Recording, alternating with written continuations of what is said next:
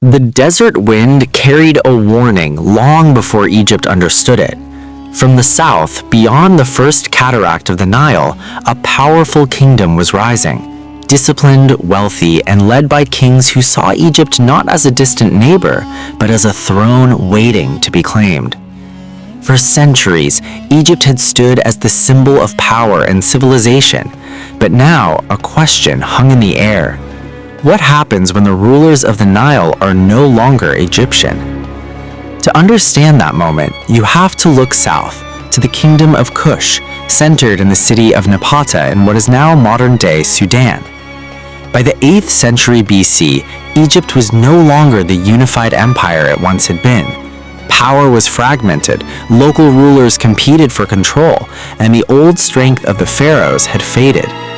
To the Kushites, this was more than weakness, it was an opportunity. But it was also something deeper. They had long admired Egyptian culture, religion, and kingship. They didn't just want to conquer Egypt, they wanted to restore it. That ambition came with enormous risk. Egypt was still a land of ancient prestige, protected by tradition. The answer began with one man, Piye. Around 728 BC, he launched a campaign north into Egypt, but this was no reckless invasion. Piye moved with precision, capturing key cities and demanding submission rather than destruction.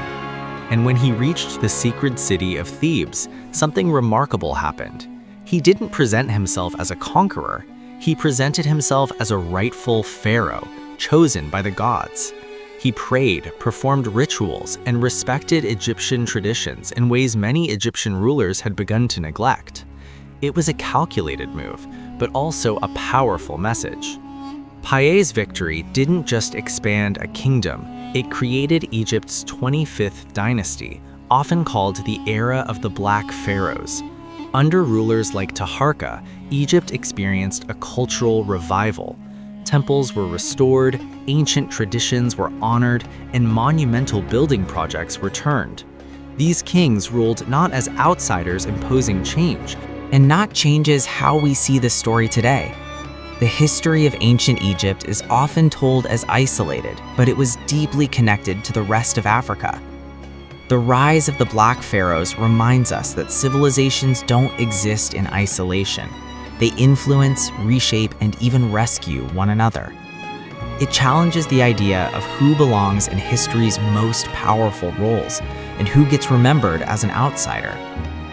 So when you think back to that moment, the desert wind, the approaching army, it wasn't just the story of a conquest. It was the story of a return, a revival, and a redefinition of power along the Nile. What do you think mattered more in their rise? The strength of their army or their deep respect for Egyptian culture? If you enjoy stories that uncover the lesser-known truths behind history, consider subscribing so we can keep exploring them together. And if this story sparked your curiosity, the next video on your screen continues this journey, uncovering another moment when history didn't go the way people expected.